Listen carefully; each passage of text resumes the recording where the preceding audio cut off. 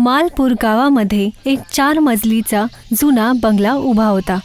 बाहेरून बघितलं तर कोणत्या राजाचा महल वाटायचा, पण आतमध्ये बघितलं तर पूर्णपणे खोकला होता। ज्या बंगल्यामध्ये राहायचा एक किशन, जो कधी जमीनदार होता आणि तो आपल्या आलिशान बंगल्यामध्ये मोठा शानने राहायचा। अगं ऐकतेस का माया? काय झालं? हे घे, या पेटीला तिजोरीत चांगलं ठेव। याच्यामध्ये 7 लाख रुपये आहेत। 7 लाख रुपये?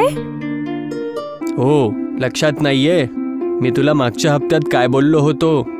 जमिनीचा जो सौदा अडकला होता तो आता पूर्ण झालाय। हे त्याचेच पैसे आहेत। काय खरंच? वा, हे तर खूप चांगलं झालं। तुमचा आता प्रश्न सुद्धा मिटला। बरोबर बोललीस तू। असं होतं किशनचं जीवन, शांत, ऐशोआराम आणि समृद्धीने भरलेलं। पण एके दिवशी सर्व काही बदलून गेलं। किशनचे सर्व जमिनीचे सौदे आता डुबतच चालले होते आणि तो पूर्णपणे कर्जामध्ये गेला आणि आता त्याच्याजवळ बंगला सोडून बाकी काहीच नव्हतं राहिलं। मला माफ कर माया, माझ्यामुळेच तुला ही गरिबी झेलावी लागत आहे। अरे, तुम्ही हे काय बोलताय? मी तुमच्यासोबत खूप सुखाचे दिवस बघितले आहे आणि आता या कठीण क्षणामध्ये तक्रार कसली? स्वतःला दोष नका देऊ। मायाचं बोलणं ऐकून किशनला थोडा सहारा मिळाला।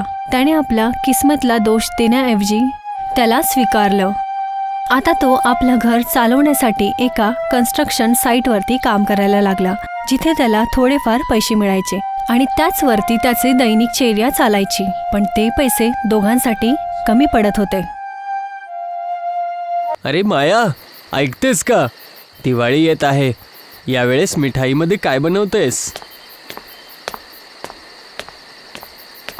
अहो नाही, यावेळेला तर मी काहीच नाही बनवू शकणार। घरामध्ये बनवण्यासाठी काहीच नाही आहे आणि बाहेरून आणण्यासाठी पैसे सुद्धा, आणि जे तुम्ही दिलेलात ते पैसे खर्च झाले।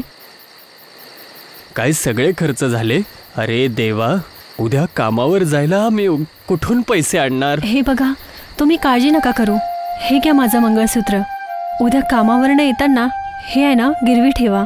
यामधून जे पैसे मिळतील त्यामधून आपण गुजारा करूयात। बिचारा किशन पत्नीचं मंगळसूत्र गिरवी ठेवण्यासाठी मानला तर होता, पण आतमध्ये तो कुठेतरी मायूस होता आणि खूप दुःखी सुद्धा। कधी सुखात आणि चैनमध्ये जगणारी माया आज गरिबीमध्ये मजबूर होताना बघून तो पुन्हा एकदा तुटून गेला होता। हे देवा, शेवटी माझ्या सोबत काय हे होत आहे? मी कधीच कोणाचं वाईट नाही केलंय। मागच्या 5 वर्षापासून माझी हालत खूपच वाईट होत चालली आहे। सण आता आधीसारखे नाही राहिलेत। माझी माया कधी सोन्याचे दागिन्यांपासून भरलेली असायची, आज तिचं स्त्रीधन सुद्धा मला गिरवी ठेवावं लागतंय। हे पाप आहे। मी एका नवरा म्हणण्याच्या नावावर धब्बा आहे। किशन स्वतःशीच बोलताना कामामध्ये लागलेला। तेवढ्यातच अचानक काहीतरी होतं। जिथे तो काम करत होता तिथे त्या भिंतीवरती त्याला दरार दिसते। जसंच त्याने त्या भिंतीवरती हात फिरवला, त्यामधून काहीतरी हिस्सा खाली पडला। अरे, हे काय? ही भिंत तर खोकली आहे। अर्धी तुटलेली भिंत बघून किशनने विचार केला की त्याला आता पूर्णपणे पाडून टाकायला पाहिजे। पण जेव्हा त्याने ती भिंत अर्ध्यापेक्षा जास्त तोडली तेव्हा त्याने बघितलं आणि त्याच्या डोळ्यावरती तो विश्वासच नाही ठेवू शकला। पैसे? पण हे इथे कोणी ठेवले असतील? सोड किशन, एवढा मत नको विचार करू। आता तर नशिबाने स्वतःच दरवाजा उघडलाय। भिंतीच्या आतमध्ये भेटलेल्या पैशांचा ढेरला बघून किशनला खूप आनंद होतो। आता त्याला मायाचं मंगळसूत्र गिरवी ठेवायचं गरज नव्हती। कामावरनं निघायच्या वेळेला किशनने हे ठरवलं की कोणालाही त्या रहस्याच्या बारेमध्ये माहिती नाही पडायला पाहिजे। तेव्हाच त्याने त्या तुटलेल्या भिंतीवरती परत एक त्याच्यावरती खोकली भिंत बनवली। माया, माया, हे बघ, पैसे। पैसे? एवढे सगळे पैसे तुमच्याकडे कसे आलेत? देवाने दिले। देवाने? अरे, आता प्रश्न उत्तर सोड। हे घे, हे तुझं मंगळसूत्र। आता तुला तुझं श्रीधन विकायची गरज नाहीये। आता सगळं नीट होईल। यावेळेस आपली दिवाळी शानने होईल। किशनचं बोलणं ऐकून माया हैराण होते, पण किशनला एवढं आनंदात बघून तिने कोणताच प्रश्न नाही विचारला। हळूहळू वेळ निघताच किशनचा व्यवहारही बदलला आणि आता तो रोज हळूच त्या भिंतीमधून पैसे काढायचा आणि घरी येऊन खर्च करायचा। मायाने हे वेगळं व्यवहार पहिल्यांदाच बघितलं होतं. तेव्हाच त्याने किशनशी या गोष्टीबद्दल बोलण्याचं ठरवलं. हो ऐका.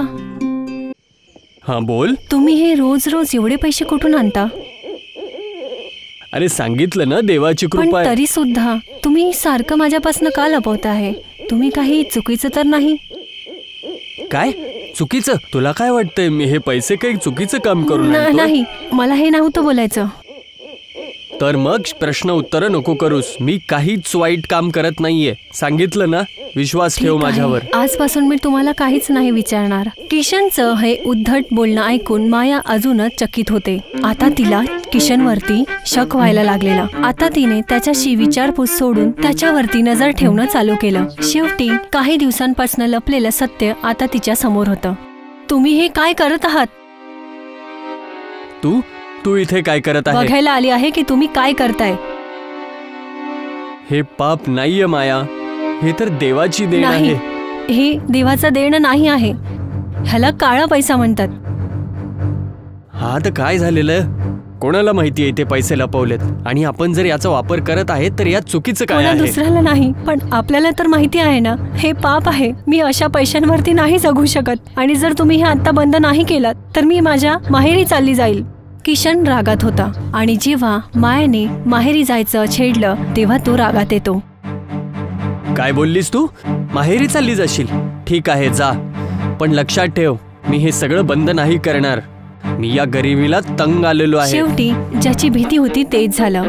किशनच्या विद्रोही वागण्याने माया घर सोडून आपल्या माहेरी निघून जाते आणि किशन पैशाच्या लालचमध्ये पूर्णपणे डुबून गेला. त्याला असं वाटलं आज नाही तर उद्या मायाला आपल्या चुकीची समज येईल आणि ती परत येईल. पण झालं ह्याच्या विपरीत. मायाशिवाय किशन आता एकटा पडलेला आणि त्याला आता त्याच्या चुकीवरती पछतावा होत होता. हे देवा, मी काय केलं? पैसे आणि सुखाच्या लालचीपणामध्ये मी माझ्या लक्ष्मीलाच घराच्या बाहेर काढलं. मी चुकीचा होतो. आता मला माहिती आहे की मला काय करायचं. पैशाच्या लालचमध्ये डुबलेला किशनला आता एकटेपणाने पूर्णपणे घेरलं होतं. त्याला आता समजलेलं की पैशांशिवाय जास्त किमती आपले लोक असतात आणि जर आपण त्यांना हरवलं तर आपण अमीर असो या किंवा गरीब, माणूस कधीही शांततेमध्ये जगू नाही शकत. किशन लगेचच मायाला घ्यायला तिच्या माहेरी गेला. अरे तुम्ही इथे? हो माया, मला माफ कर. मी तुझ्यासोबत खूप वाईट वागलोय. आता मला कुठलेही पैसे नाही पाहिजे. मला फक्त तुझी गरज आहे आणि आपलं छोटंसं संसार. अशा प्रकारे झाला माया आणि किशनच्या गोष्टीचा सुखद अंत. आणि आता दोघंही आपल्या छोट्याशा झोपडीमध्ये गरिबीमध्येही आत्मसन्मान आणि प्रेमाने जगत होते.